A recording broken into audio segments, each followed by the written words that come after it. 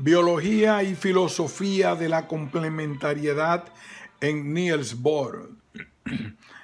Karim J. Gerard Martín, Universidad Rey Juan Carlos.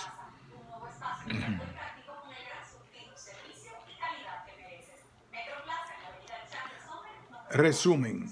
El presente artículo analiza la filosofía de la complementariedad de Niels Bohr en el campo de la biología. Para ello muestra cómo surge el concepto de complementariedad en la física cuántica y cómo Bohr lo generaliza para aplicarlo a la biología. Asimismo, el artículo busca las fuentes filosóficas que dan origen a la filosofía de la complementariedad y concluye que dicha filosofía se orienta hacia el análisis epistemológico y no el ontológico de los objetos subatómicos y de los seres vivos. Introducción. En una conferencia pronunciada en Como, Italia, en 1927, titulada The Quantum Postulate and the Recent Development of Atomic Theory, el premio Nobel de Física Niels Bohr introdujo por primera vez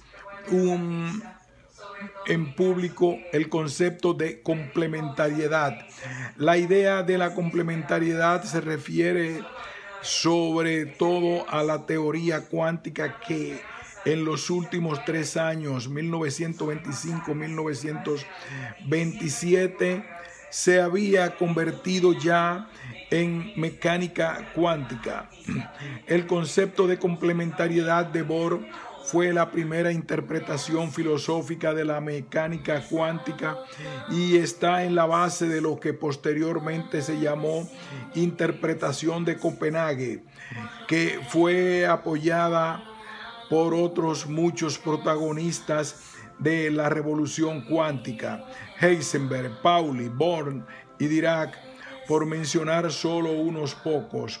Bohr, sin embargo, no consideró su punto de vista como una interpretación, sino más bien como una explicación detallada de las posibilidades de descripción y observación dentro de la mecánica cuántica.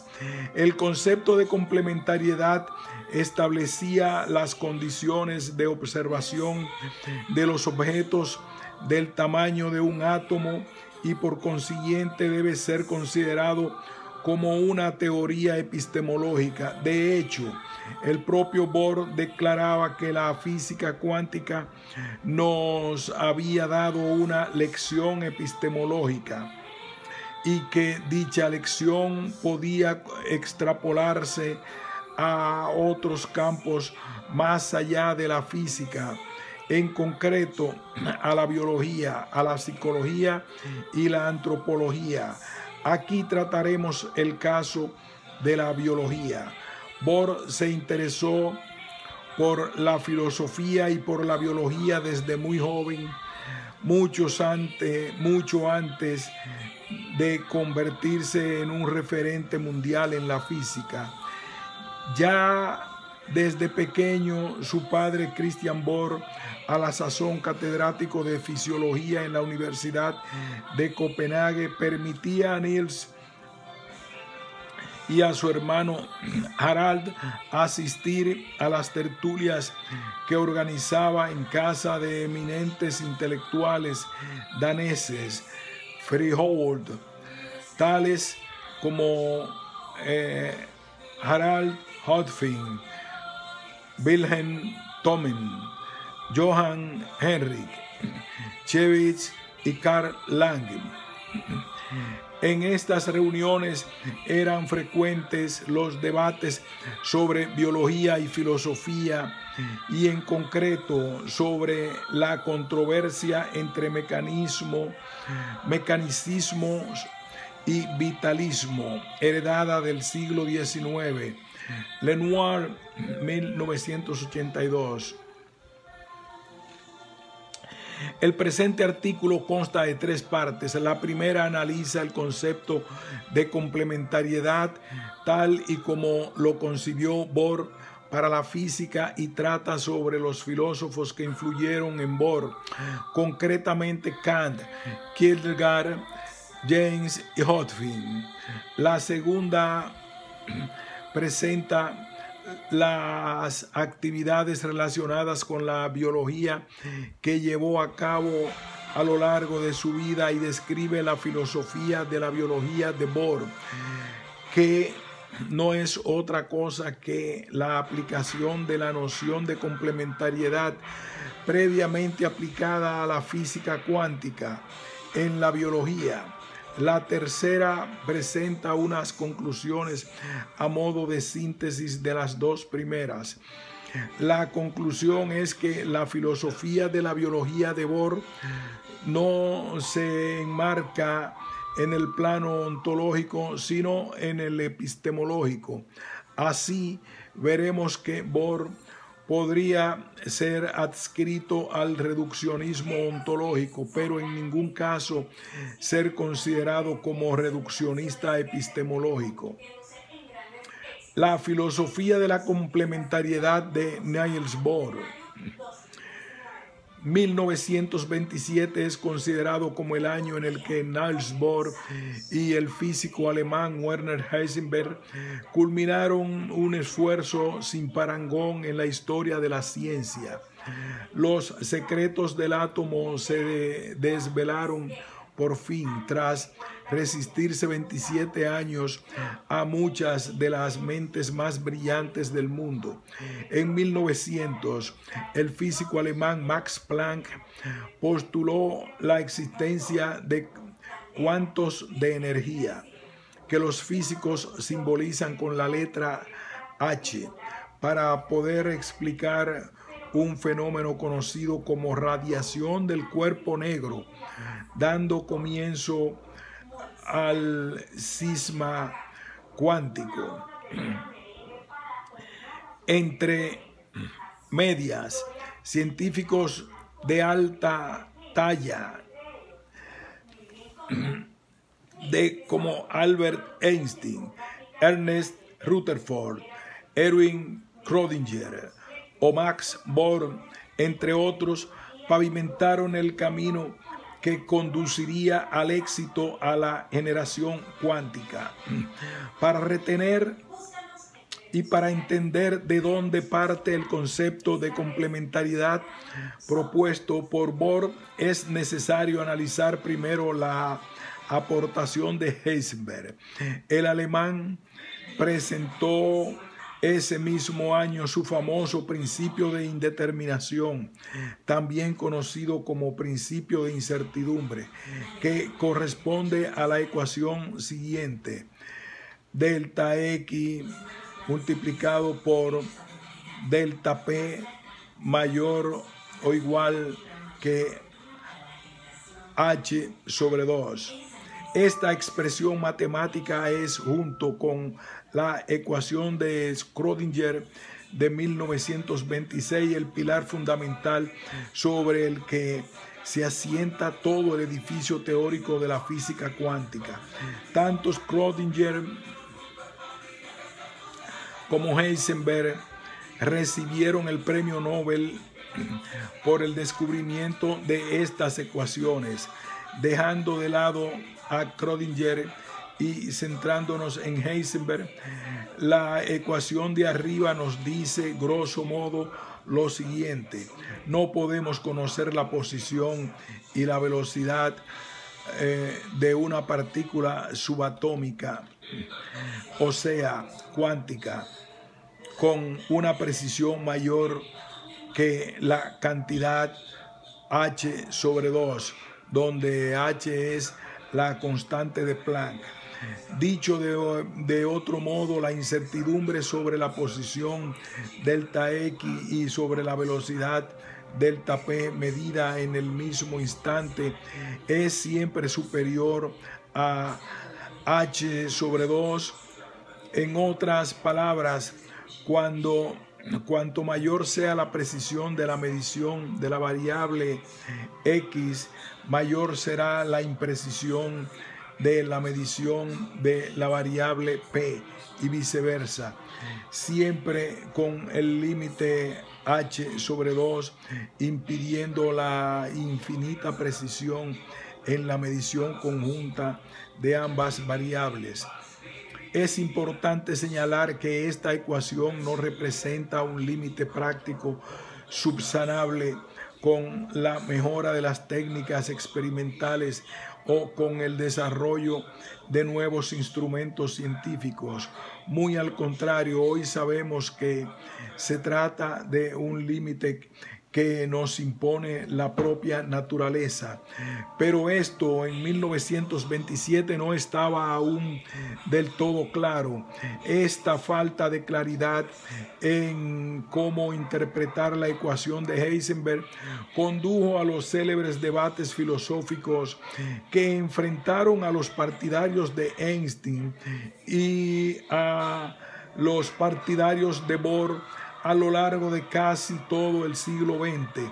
Para Einstein y sus seguidores llamados realistas, la impresión se reducía a un problema técnico. Para Bohr y sus seguidores, la llamada Escuela de Copenhague, el problema no era técnico, sino consustancial al mundo físico. La interpretación de Bohr es la que hace uso del concepto de complementariedad para explicar la ecuación de Heisenberg. Dicho de otro modo, Bohr intentó expresar en lenguaje filosófico lo que Heisenberg expresó en forma matemática.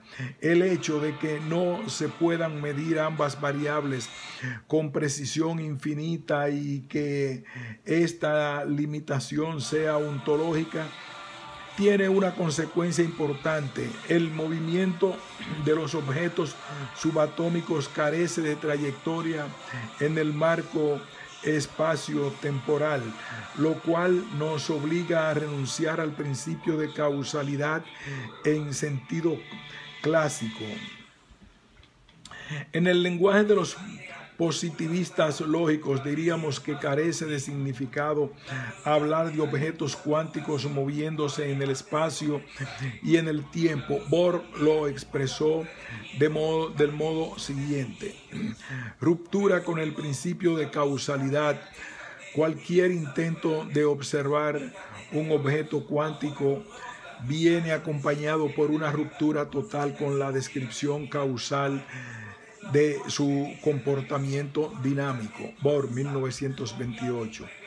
Ruptura con la noción de realidad objetiva. Una realidad independiente en el sentido físico ordinario no puede atribuirse a los fenómenos ni a las agencias de observación. Agencies of Observation. Bohr, 1928. Inicialmente, Bohr y Heisenberg recurrieron a una imagen un tanto simplista, de la que posteriormente intentaron alejarse con argumentos filosóficos más sofisticados. Dicha imagen consistió en recurrir a una metáfora teatral. El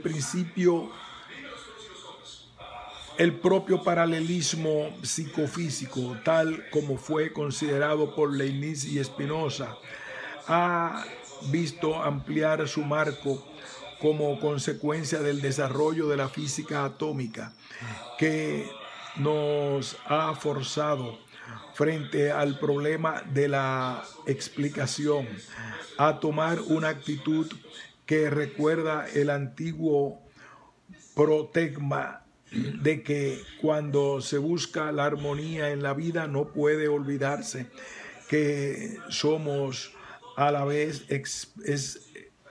espectadores y actores en el gran drama de la existencia. Bohr, 1964. La física clásica newtoniana postulaba una nítida separación entre el objeto que se observa y los objetos observados. Así, el científico sería un puro espectador que no influye en su entorno. Sin embargo, la ecuación de Heisenberg parecía sugerir la inevitabilidad de la perturbación del objeto observado. Bohr advertía de la imposibilidad de cualquier separación precisa entre el comportamiento de los objetos atómicos y su interacción con los instrumentos de medida que sirven para definir las condiciones bajo las cuales se manifiesta el fenómeno. Probablemente inspirado en la filosofía kantiana, el físico danés estaba pues ya en 1929 redefiniendo el concepto de fenómeno físico, dejando la cuestión como sigue. La magnitud finita del cuanto de acción impide hacer la distinción neta entre el fenómeno y el instrumento de observación, distinción que subyace al concepto ordinario de observación y que por lo tanto está en la base de las ideas clásicas del movimiento. Bohr, 1988. Como es bien sabido por físicos y filósofos de la física, los montajes experimentales para detectar objetos cuánticos condicionan el fenómeno observado. Un tipo de experimentos revelan su condición corpuscular, mientras que otro tipo de experimentos revelan su condición ondulatoria. Es lo que se conoce como dualidad onda-corpúsculo, puesto que el fenómeno observado, una partícula o una onda, depende del montaje experimental o instrumento utilizado. Era obvio especular que el instrumento debía formar parte del fenómeno y que, por tanto, podía consignarse como parte del objeto estudiado. Gerald Horton afirma que Bohr se dio perfecta cuenta de que tan pronto como el observador dispone sus herramientas de observación en la mesa de trabajo, el sistema que ha elegido para someter a observación y los instrumentos de medida que le sirven para hacer el trabajo ya forman un todo inseparable. Hemos visto hasta aquí que el principio de indeterminación o incertidumbre de Heisenberg nos señala un límite en la precisión que podemos tener del objetivo de las cantidades X y P. Es decir, la precisión de las medidas sobre X y sobre P son mutuamente excluyentes, pero tanto X como P son necesarias en la descripción clásica de los fenómenos.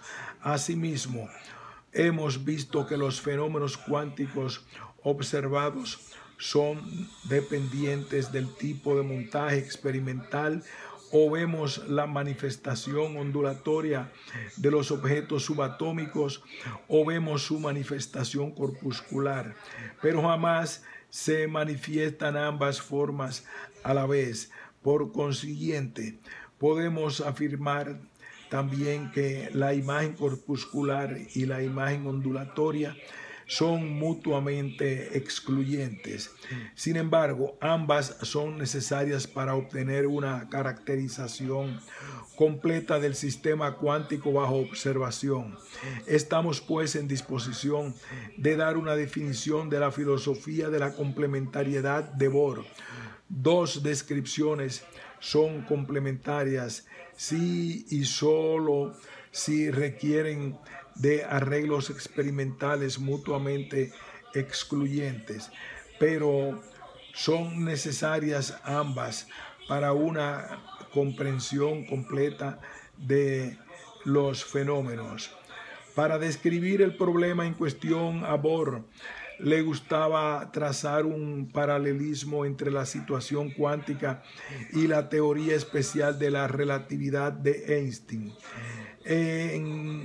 señalando que la dependencia de los fenómenos cuánticos con los instrumentos de medidas es similar a lo que sucede con las contracciones y dilataciones espaciotemporales relativas a cada marco de referencia en la teoría de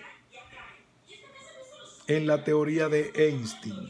Unos años después, en 1933, su discípulo austríaco Wolfgang Pauli señalaría en favor de Bohr que, en analogía a la expresión teórica de la relatividad, uno podría llamar a la moderna teoría cuántica teoría de la complementariedad.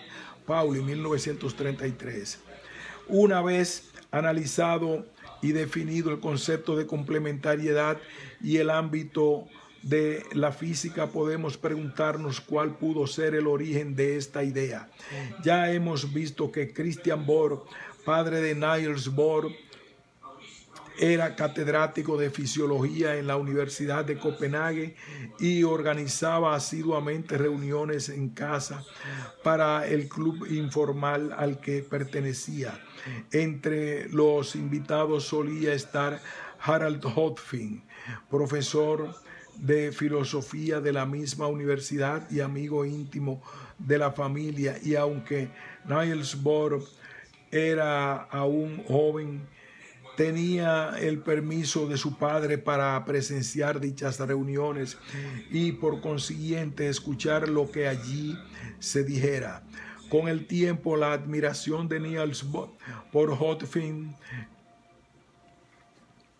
fue creciendo hasta el punto de que decidió asistir a las clases de filosofía que éste impartía en la universidad, por lo que no debe resultar extraño que las ideas de Höpflin influyeran sobre sus pensamientos de juventud.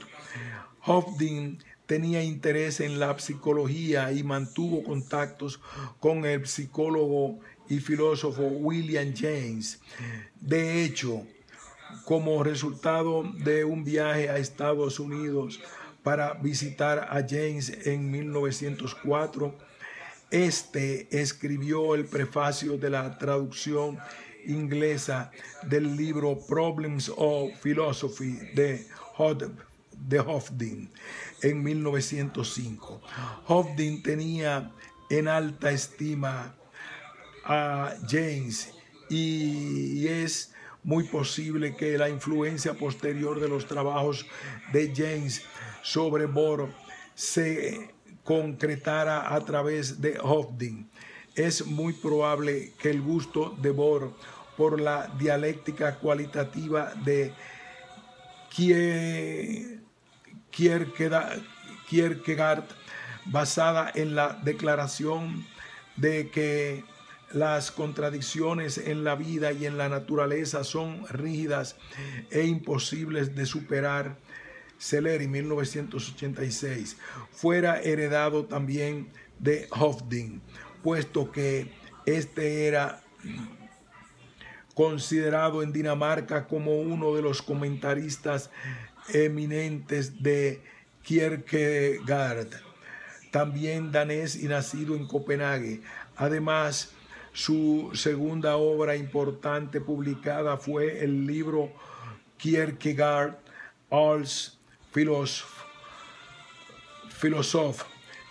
en 1892. De hecho, en uno de sus libros, History of Modern Philosophy, Höpflin escribía un párrafo que refleja el paralelismo entre lo que él interpretaba que Kierkegaard en lo referente al problema de la discontinuidad y lo que Bohr se encontraría años más tarde al enfrentarse a los saltos cuánticos. No tiene lugar ningún desarrollo gradual dentro de la esfera espiritual como el que podría explicar la transición desde la deliberación a la decisión. La elección en sí llega con una sacudida, con un salto en el que se propone algo completamente nuevo, una nueva cualidad. Solamente hay continuidad en el mundo de las posibilidades, en el mundo de la realidad. La decisión siempre llega a través de una rotura en la continuidad. Casi parecería seguirse de esto que el salto en sí no puede ser observado. Hofding, citando en Holton, se observa un gran parecido entre lo expuesto por Hofding y la extraña mecánica del mundo cuántico. La deliberación suele acomodarse a un número finito de alternativas que entrañan una decisión. Cada decisión corresponde a una elección de entre las alternativas estudiadas. La continuidad en el mundo de las posibilidades describe una superposición de las alternativas a considerar que produce una rotura de la continuidad en el instante de realizar la elección, un salto que no puede ser observado porque no hay una relación causal clara y evidente. Para un físico cuántico no es difícil ver en estas palabras lo siguiente: la deliberación es la superposición de los estados definidos que representan las distintas alternativas y salta a una elección, el valor medido. En el instante de la decisión, el acto de medir, adquiriendo nuevas cualidades, del aspecto ondulatorio continuo al aspecto corpuscular discreto, en una transición discontinua que no puede observarse y cuya causalidad no es explícita. Añadía Hofding en el mismo libro, Kierkegaard llegó a considerar cada vez más como criterio de la sublimidad y valor de una concepción de la vida la capacidad de admitir en su seno grandes contrastes y de tolerar el sufrimiento que esto conlleva. Hofding, citado en Holton. Sin llevar el significado de esta cita demasiado lejos, es interesante observar, como sugiere Holton, 1982, y Celeri, 1986, el parecido existente entre la capacidad de admitir en el seno de la vida grandes contrastes, como proponía Kierkegaard, y el atrevimiento necesario de Bohr para admitir en la física como complementarias dos concepciones aparentemente irreconciliables, ondas versus corpúsculos, desde la época de Christian Huygens e Isaac Newton. Las influencias que Bohr recibió de los escritos de William James son mucho más evidentes y es muy posible que el mismo término complementariedad provenga del relato que hace el autor norteamericano en su libro The Principles of Psychology, publicado en 1890, de un experimento psicológico. El experimento trataba de mostrar la existencia de una conciencia secundaria totalmente separada de la conciencia normal, pero visible solo bajo ciertas condiciones. Si se anestesiaba al paciente mediante anestesia histérica, es decir, inhibiendo la percepción natural de la vista, el oído, el tacto, etc., para comunicarse con la conciencia secundaria o subconsciente del paciente, el psicólogo francés Pierre Janet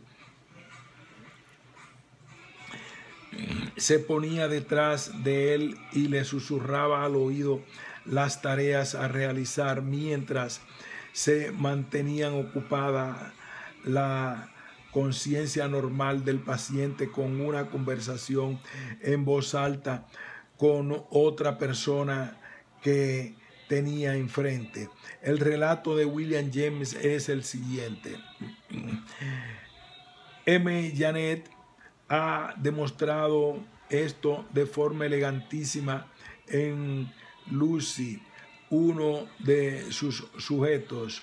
Durante el trance cubrió su regazo con cartas, cada una de las cuales llevaba un número. Le dijo entonces que al despertarse no vería ninguna carta cuyo número fuese múltiplo de 3. Esta es la que se llama normalmente sugestión post-hipnóptica, bien conocida actualmente y para la que Lucy constituía un sujeto bien adaptado. De acuerdo con esto, cuando fue despertada y se le preguntó sobre las cartas que tenía en el regazo, las contó y dijo que fue despertada y se le preguntó sobre las cartas que tenía en el regazo. Las contó y dijo que veía solamente aquellas cuyo número no era múltiplo de 3. Era ciega, el 12, 18, 9, etc. Pero cuando el yo subconsciente fue interrogado siguiendo el método usual de ocupar el yo superior con otra conversación, la mano escribió que las únicas cartas en el regazo de Lucy eran las numeradas 12, 18, 9, etc. Y al pedírsele que cogiese todas las cartas que había allí, recogió estas y dejó las otras.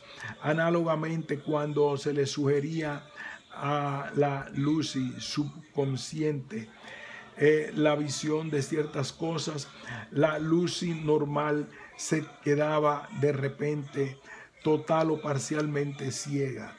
James, citando a Holton. Como conclusión del experimento de las dos conciencias recién descrito, James introdujo el término complementariedad en la psicología. Debe admitirse, por tanto, que al menos en ciertas personas la posible conciencia total puede escindirse en dos partes que coexisten, pero que se ignoran mutuamente y comparten los objetos del conocimiento entre sí. Más notable todavía es que son complementarias. Demos un objeto a una de las conciencias y eso mismo hace que lo retiremos de la otra u otras, con excepción de una reserva común de información como el dominio del lenguaje, etc. Aquello que conoce el yo superior lo ignora y el yo inferior y viceversa.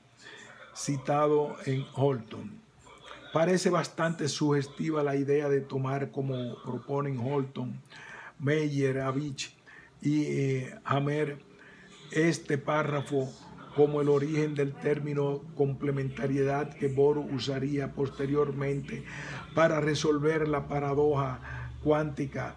Si bien no están de acuerdo con esta hipótesis ni Rosenfeld ni Peirce, que Bohr leyó a James y que sintió gran admiración por él, parece estar fuera de toda duda. Pero Heisenberg, en una entrevista Holton, 1988, realizada por T. H. Kuhn. El 11 de febrero de 1963 tiene sus dudas sobre si Bohr leyó el capítulo El flujo del pensamiento del libro de James, The Principles of Psychology, antes o después de concebir el vocablo complementariedad. Como hemos dicho, Pace, 1991, discrepa firmemente acerca de las posibles influencias de filósofos sobre Bohr, ya que afirma Bohr nunca se preocupó mucho ni estaba al corriente de lo que los filósofos profesionales tuvieran que decir. Pei, 1991, pero no es este experimento el único relato de James que muestra cierta afinidad con las ideas de Bohr, sino que su filosofía también permite sacar algunas conclusiones adicionales. James analizó la manera en que se discurre el pensamiento y se dio cuenta que este influye de forma continua, puesto que en el momento en que se intenta congelar el pensamiento y atomizarlo para captar la esencia de su significado, se pierde la continuidad que le da su todo sentido. Seccionar el pensamiento equivale pues a aniquilarlo. Dejemos que alguien intente seccionar un pensamiento por voluntad y echar un vistazo al corte y verá lo difícil que es la observación introspectiva de la región transitiva. Intentar un análisis introspectivo en estos casos es de hecho como tratar de encender la luz rápidamente para ver cómo es la oscuridad. Esta idea de James se asemeja bastante a una de las aplicaciones hechas por Bohr del principio de complementariedad en el campo de la biología, Heisenberg, 1971. Años más tarde de hacer lo propio en la física. Es momento, pues, de analizar cómo Bohr proyectó su principio de complementariedad a la biología e intentó convertir sus ideas en un sistema filosófico aplicable a cualquier aspecto de la vida. La filosofía de la complementariedad aplicada a la biología. Durante los últimos 30 años de su vida y gracias a su enorme prestigio mundial en calidad de Nobel y a sus excelentes relaciones con la Fundación Rockefeller, Pace, Bohr aprovechó muchas oportunidades para difundir sus ideas sobre complementariedad a otros terrenos allende la física, extrapolando sus argumentos acerca de la inseparabilidad entre el objeto atómico y el instrumento de medida del científico, al caso más general de la distinción filosófica entre objeto y sujeto. Espero, no obstante, que la idea de complementariedad sea adecuada para caracterizar la situación que conlleva una analogía profunda con la dificultad general en la formación de ideas humanas inherentes a la distinción entre sujeto y objeto. La primera exposición exhaustiva de Bohr sobre biología fue su conferencia Light and Life, presentada en agosto de 1932 en el segundo Congreso Internacional de Fototerapia en Copenhague. El físico belga Leon Rosenfeld, discípulo y amigo personal de Bohr, ha escrito lo siguiente en relación con esta conferencia. Esta conferencia tenía un atractivo especial para él, había quedado profundamente impresionado por las opiniones de su padre sobre el tema y estaba visiblemente feliz de poder ahora abordarlas y darles una formulación más adecuada. Su padre, Christian Bohr, en reacción contra el materialismo mecanicista de principios del siglo, había defendido enérgicamente el punto de vista teleológico en el estudio de la fisiología. Argumentó que sin el conocimiento previo de la función de un órgano no hay esperanza de desentrañar su estructura para los procesos fisiológicos de los cuales es la semilla.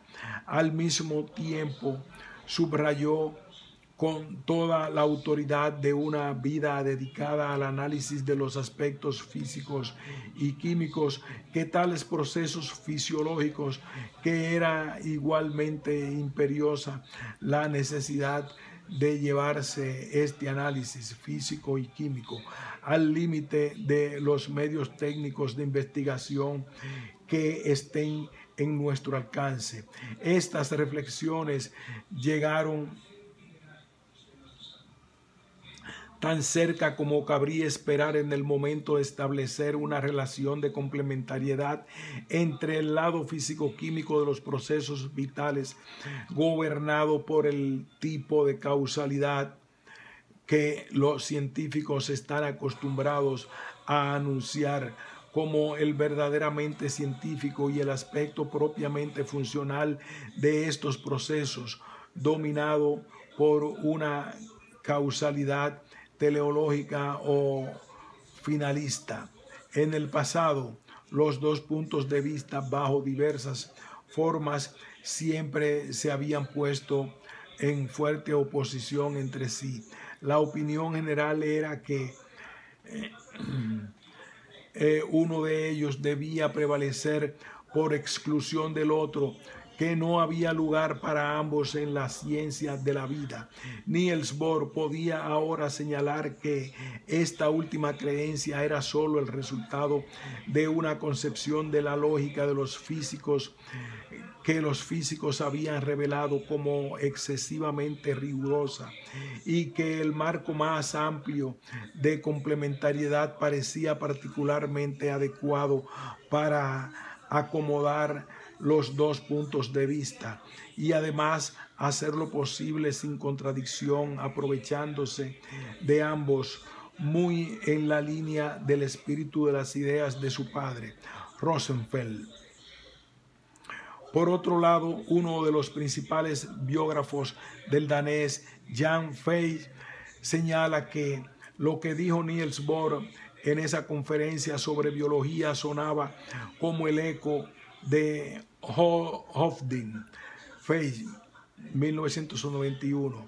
Hofding, al igual que Christian Bohr, afirmaba que la vida no es reducible a las leyes de la física y la química, porque lo característico de los organismos vivos es que son totalidades indivisibles, poseen su propia individualidad intrínseca, y la relación entre la totalidad y la suma de sus partes no puede explicarse en términos causales, adoptando una posición muy próxima a la de Kant.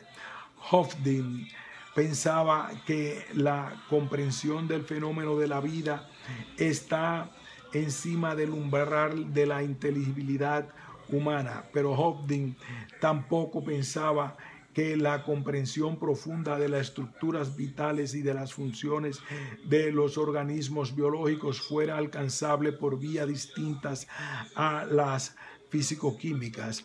En otras palabras, tampoco el vitalismo tendría cabida para Hofding.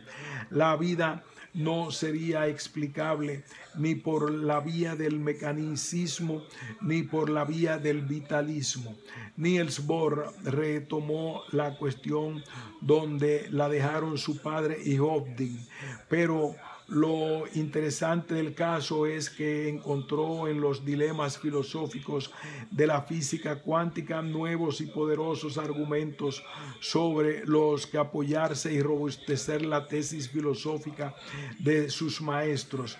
Volviendo a su discurso en el segundo Congreso Internacional de Fototerapia, celebrado en Copenhague en 1932, conviene que rescatemos el extracto en el que compara el caso de la física con el de la biología y traza una similitud entre la irreductibilidad del cuanto de acción H en física cuántica y la irreductibilidad de la vida en biología.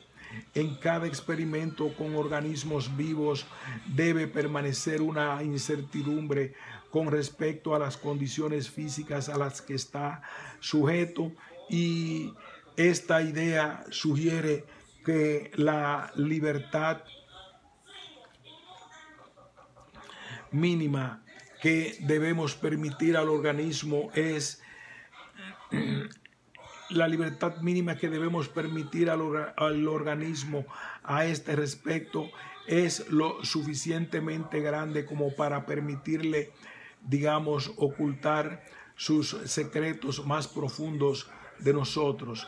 Desde este punto de vista, la existencia de la vida debe considerarse como un hecho elemental que no puede explicarse, sino que debe tomarse como un punto de partida en biología, de manera similar al cuanto de acción que aparece como un elemento irracional desde el punto de vista de la física clásica. La afirmación de la imposibilidad de una explicación física o química de la función que caracteriza a la vida sería en este sentido análoga a la insuficiencia del análisis mecánico para la comprensión de la estabilidad de los átomos. Bohr, 1933. Bohr nos dice aquí que la vida es a la biología lo que H es a la física. En ambos casos se da una ruptura en la inteligibilidad del mundo real objetivo. Ambas escapan a una explicación comprensiva basada en las leyes causales propias de la visión mecanicista. La conclusión es que ni la visión mecanicista ni la concepción vitalista en la biología son suficientes por separado, pero que aun siendo excluyentes entre sí son complementarias, alcanzando así Bohr una definición para la noción de complementariedad en biología.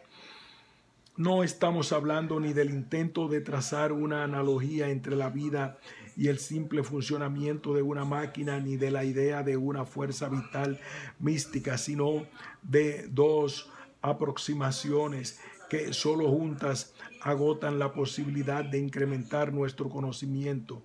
En este sentido, las perspectivas mecanicista y vitalista pueden ser consideradas como complementarias. Bohr, 1952.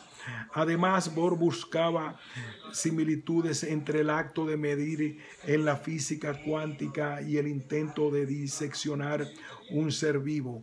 En ambos casos decía que produce una intrusión en el objeto de estudio y dicha intrusión o interacción destruye aquello que se pretendía observar, bien sea un átomo o un ser vivo. Tanto el átomo como la vida son entidades frágiles, susceptibles de ser perturbadas y desaparecer de golpe en un salto análogo al cuántico.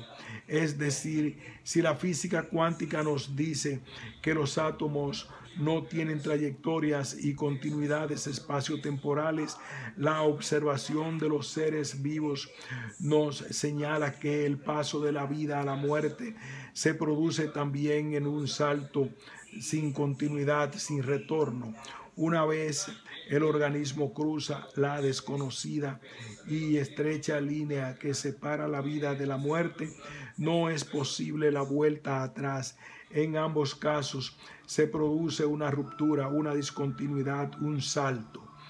Bohr señalaba que el mero intento de investigar a fondo y reducir el ser vivo a sus constituyentes físico-químicos básicos mataría al organismo. Por lo tanto, si pudiéramos impulsar el análisis del mecanicismo de los organismos vivos, como en lo que respecta a los fenómenos atómicos, apenas deberíamos esperar encontrar características que difirieran de las propiedades de la materia orgánica. Con este dilema ante nosotros debemos tener en cuenta, sin embargo, que las condiciones que se cumplen para la investigación en biología y la investigación en física no son directamente comparables, ya que la necesidad de mantener vivo el objeto de investigación impone una restricción en la primera, la investigación en biología, lo cual no tiene un equivalente en la segunda, la investigación en física. Por lo tanto, no hay duda de que mataremos a un animal si tratamos de empujar la investigación de sus órganos hasta el punto de poder describir el papel desempeñado por cada átomo individual en las funciones vitales. Bohr, 1933. Decía Bohr además que las analogías procedentes de la experiencia química ordinaria no proporcionan una explicación más satisfactoria de los organismos vivos que su comparación con artificios puramente mecánicos como un aparato de relojería. Afirmaba que si fuéramos capaces de llevar el análisis del mecanismo de los organismos vivos tan lejos como el de los fenómenos atómicos, apenas podría existir la esperanza de encontrar un comportamiento distinto al de la materia inorgánica. Es decir, que si se descompone un cuerpo viviente hasta analizar sus constituyentes atómicos, esto no contendrá nada cualitativamente diferente de lo que puede estudiarse hoy en día en la física del estado sólido o en la química inorgánica. Encontramos los mismos átomos que los catalogados en la tabla periódica, con las mismas fuerzas de enlace recíproco, siguiendo las mismas reglas cuánticas que siguen los cuerpos que estudian la física y la química, y entonces perderemos de vista aquello que da la vida a dicha estructura físico-química. Es interesante advertir que esta manera de pensar era bastante habitual entre muchos físicos en la década de 1930. Conviene recordar que el descubrimiento de la estructura helicoidal del ADN y por consiguiente el nacimiento de la biología molecular no se produciría hasta 1953. Trataremos cómo afectó el descubrimiento del ADN a las ideas de Bohr en breve, pero de momento veamos qué decía sobre estos asuntos otro eminente filósofo más o menos por la misma época, el astrofísico británico Sir Arthur Eddington, cuyos libros, en especial The Nature of the Physical World, fueron superventas en Inglaterra, Estados Unidos y varios países europeos. Eddington especulaba con la existencia de la materia consciente en algún lugar del cerebro que no fuera idéntica en todos los aspectos a la materia inorgánica, lo cual reduciría al cuerpo a ser un autómata actuando independientemente de la conciencia. Eddington, 1939. Para estudiar la estructura atómica del organismo vivo es necesario descomponerlo en sus partes constituyentes cada vez con mayor precisión, reducirlo a la mínima expresión para poder captar su funcionamiento mecánico, si lo hay, de modo que al escudriñar un cuerpo biológico, una célula o una neurona en busca de la vida o de la conciencia, decía Eddington que nuestro método de análisis físico nos conduce a disecar esta célula en átomos análogos a los átomos de toda región no consciente del universo. Eddington, 1945, y por tanto a plantearnos la tremenda cuestión de cómo esta colección de átomos ordinarios puede ser una máquina pensante. Volvamos a Bohr y a su énfasis en los procesos e instrumentos de medición, en concreto al problema más general de la interacción entre objeto y observador, experimentador. Para Bohr se puede admirar la vida siempre que no se interaccione de manera trágica con ella, debido a que cuando queremos seccionar sus partes, o sea, los componentes atómicos y moleculares del organismo vivo, para contemplar de qué está compuesto este ser vivo, solo alcanzamos a contemplar su muerte.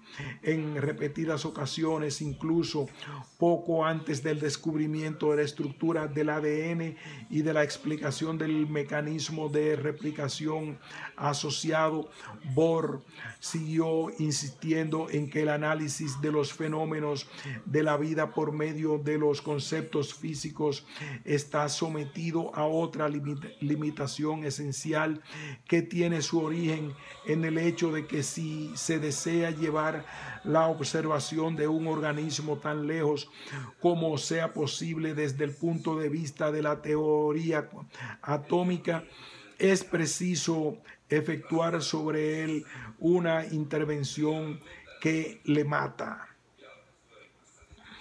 Como ya se ha dicho, existe una cierta incertidumbre que conduce irremediablemente a la idea de complementariedad, como ocurre en la física cuántica, una incertidumbre concebida al estilo del cuanto de acción finito H, como una cantidad mínima de cierta acción o función vital finita, capaz de hacer saltar al organismo del estado vivo al estado muerto de manera discontinua.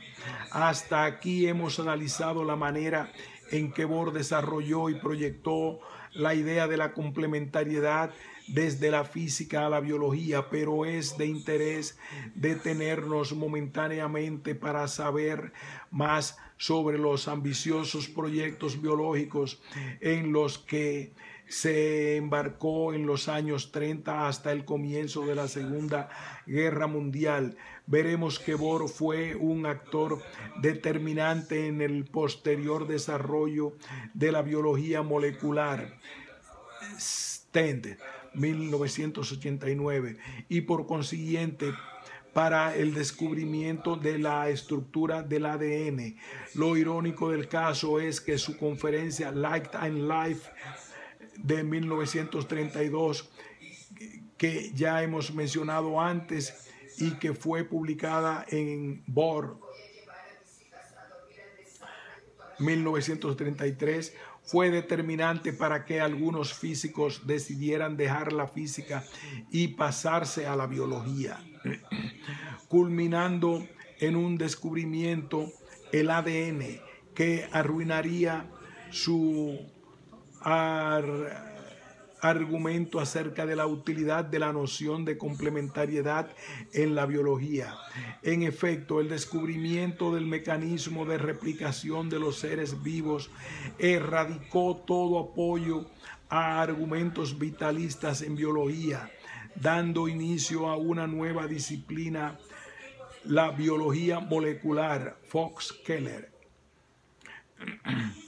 Como ya hemos dicho, resulta irónico pensar que Bohr se alejó del vitalismo como consecuencia de un programa de investigación que él ayudó a crear, puesto que influyó decisivamente en las motivaciones biológicas.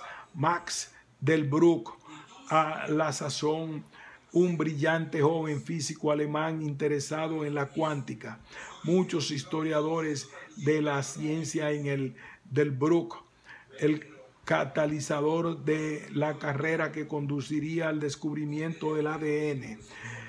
Los primeros contactos profesionales de Bohr con la biología como director del Instituto de Física Teórica en Copenhague comenzaron con motivo de la puesta en marcha de un programa de emergencia por parte de la Fundación Rockefeller, Fox Keller País.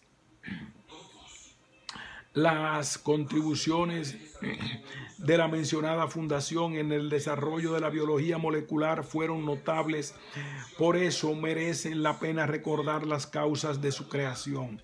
El programa nació con el objeto de dar refugio a los investigadores perseguidos en Alemania después del ascenso de Hitler a canciller. Muchos judíos y algunos no judíos perdieron sus puestos en las universidades alemanas y sus vidas corrían peligro debido al creciente poder del partido nazi, lo que motivó innumerables fugas de cerebros hacia países occidentales. La sensación de inseguridad se contagió a otros países como Hungría, Polonia y Austria al ejecutarse los planes de la expansión del Tercer Reich. Bohr, que ya había tenido en 1932 la oportunidad de recibir en Copenhague la visita de Warren Weber, quien ese mismo año fue nombrado director de la División de Ciencias Naturales de la Fundación Rockefeller por Max Mason, presidente de dicho organismo, realizó un viaje a los Estados Unidos en 1933, invitado por la American Association for Advancement of Science. Allí Bohr habló con Mason en relación con el programa de emergencia y aunque dicho programa solo contemplaba ayudas específicas para temas relacionados con la biología, tanto Bohr como Mason contemplaron posibles vías de colaboración entre el instituto del primero y la fundación dirigida por el segundo. En aquella ocasión, Bohr sugirió atraer a su instituto jóvenes capaces y perfectamente entrenados en matemática, física y química, quienes bajo su dirección prestarían atención a alguna fase cuantitativa de problemas biológicos importantes. Weber, citado en Pace. Bohr tenía amigos judíos en situación comprometida en Alemania y la fundación podía servir de ayuda para ofrecerles una estancia en Copenhague, colaborando en las investigaciones llevadas a cabo en el instituto. Así pues, consiguió la ayuda necesaria por parte de la Fundación Rockefeller con el compromiso de dirigir las investigaciones físicas que realizaran los becados y aplicar los conocimientos adquiridos al campo de la biología. No hay dudas del enorme atractivo que Bohr encontró en esta nueva fuente de financiación, pero no menos cierto es el interés que siempre mostró Bohr por la biología, un interés motivado por las consideraciones filosóficas anteriormente tratadas con relación a la oposición entre mecanicismo y vitalismo y su posible resolución mediante el concepto de complementariedad. Uno de los afortunados con las ayudas de la Fundación Norteamericana fue el ya mencionado von Hevesy, un físico húngaro quien posteriormente desarrollaría sus investigaciones en Copenhague en temas relacionados con procesos radioactivos y biología. Hevesy, al igual que Bohr, habían tenido la oportunidad de trabajar junto a Rutherford, el descubridor del núcleo atómico, y por consiguiente tenía un conocimiento de primera mano para acometer experimentos relacionados con procesos radiactivos.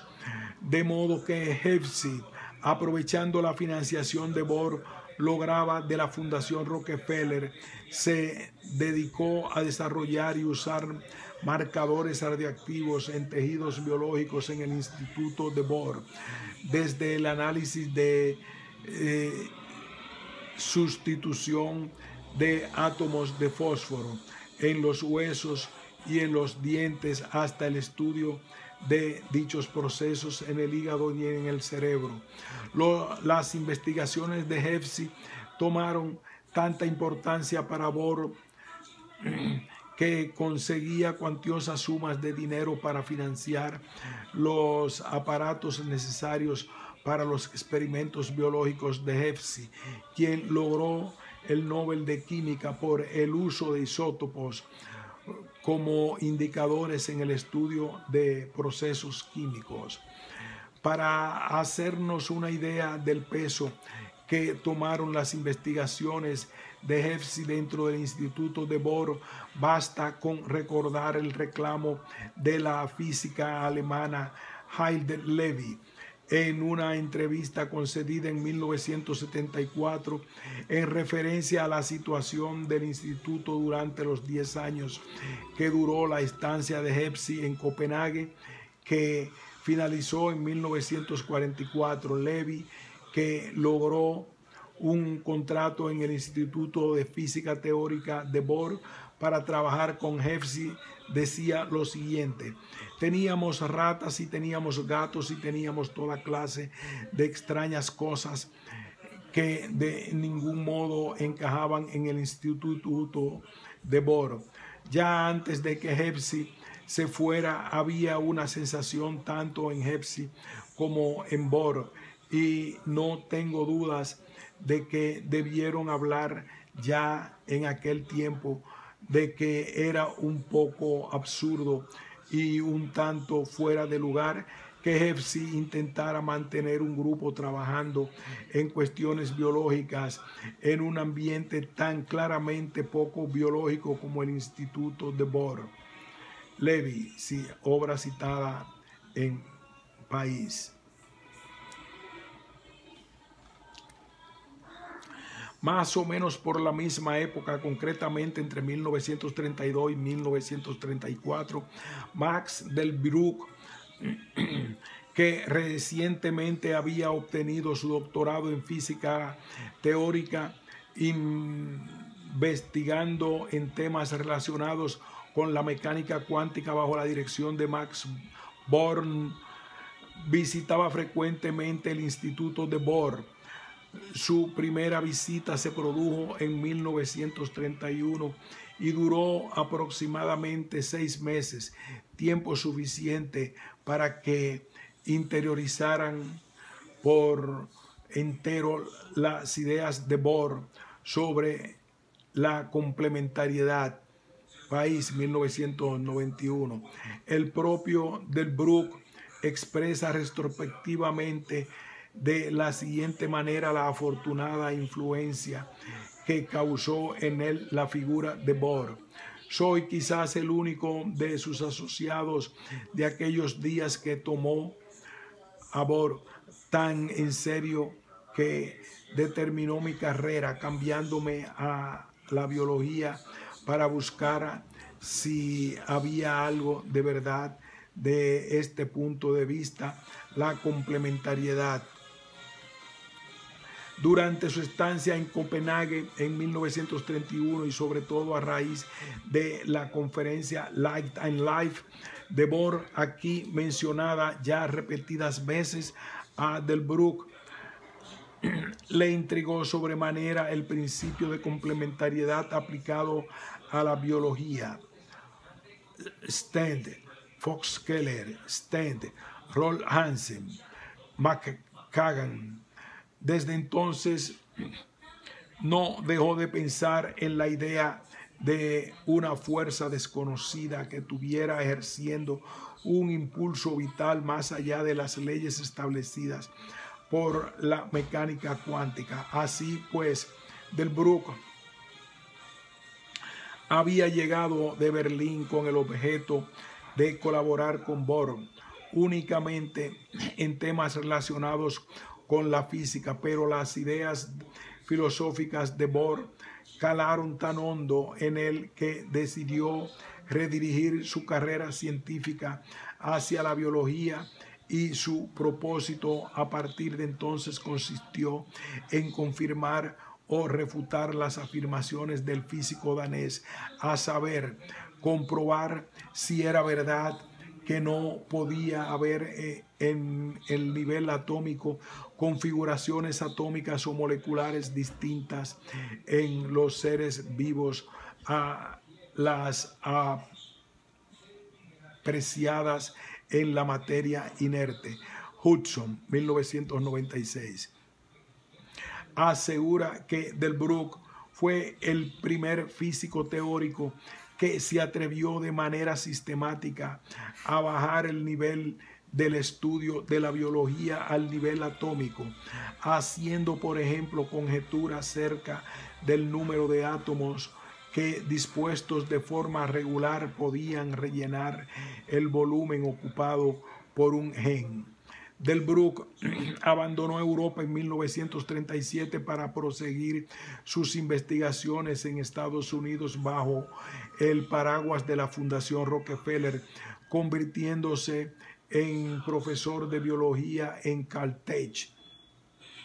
En 1946, gracias al ofrecimiento de George Bedell, director del Departamento de Biología en el periodo 1937-40, Delbruck ya había trabajado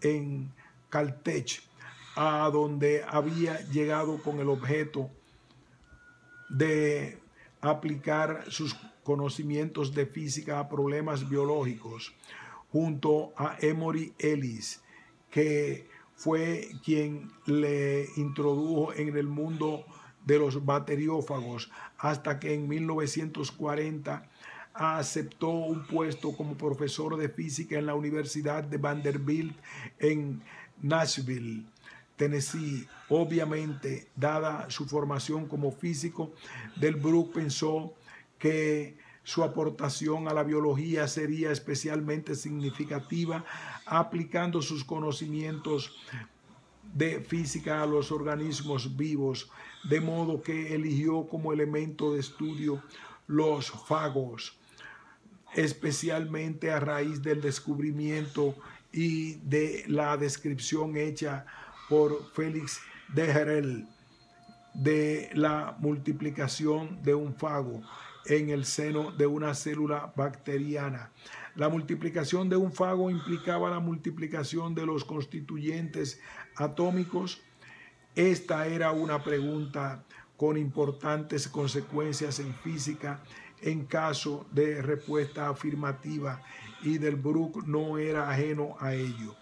No parecía pues haber dudas acerca de las muchas respuestas que podía aportar la física a la resolución de los problemas biológicos, al menos para Delbruck, que junto con el italiano Salvador Luria creó el grupo de fagos tras una reunión entre ambos en el verano de 1941 en Cold Spring Harbor, Long Island. Sus motivaciones eran convincentes. Delbruck consideraba el bacteriófago como el más elemental de los sistemas biológicos, algo así como el átomo de hidrógeno en física. El paso dado por Delbruck al analizar los sistemas biológicos en el nivel de componentes atómicos animó a otro físico teórico, Erwin Schrödinger, a escribir su libro ¿Qué es la vida?, que influyó decisivamente en el salto dado por innumerables físicos a la biología y que condujo, en opinión de un notable número de historiadores de la ciencia, al descubrimiento de la estructura del ADN. Al menos 2 de los 3 galardonados con el Nobel de Medicina de 1962 por el descubrimiento de la estructura del ADN, Francis Crick y Maurice Wilkins han admitido haber dejado la física por la biología, influidos por la lectura de este libro. A raíz del descubrimiento de la estructura del ADN en 1953 y del mecanismo de replicación, Bohr pareció renunciar al vitalismo. Si bien insistió en la complementariedad, sustituyendo el vitalismo por la teleología, quizás como un intento de preservar el programa de su padre Christian Bohr, un adorador de Goethe, según Oscar Klein, citado en Rosenthal, quien además recuerda una conversación con Bohr en la que éste le mencionó la idea de su padre de que la teleología puede ser un punto de vista a la par con el de la causalidad a la hora de describir el comportamiento de los seres vivos, idea que jugaría más tarde un papel esencial en el intento de Bohr para clarificar la relación entre las formas que tiene el biólogo y el físico de describir la naturaleza. Dejando de lado definitivamente cualquier mención a vitalismos de cualquier tipo, Bohr recuperó la idea de causalidad teleológica en la que el efecto explica a la causa, en contraposición a la causalidad mecanicista, que antepone en el plano temporal la causa al efecto. Muchos años después, Heisenberg intentaba recordar uno de los primeros diálogos con Bohr en Copenhague. El siguiente extracto corresponde al parecer a un viaje en yate entre Copenhague y Svendborg en compañía del anatomista Chevitz y el físico químico y patrón del barco Verhoeven. Bohr.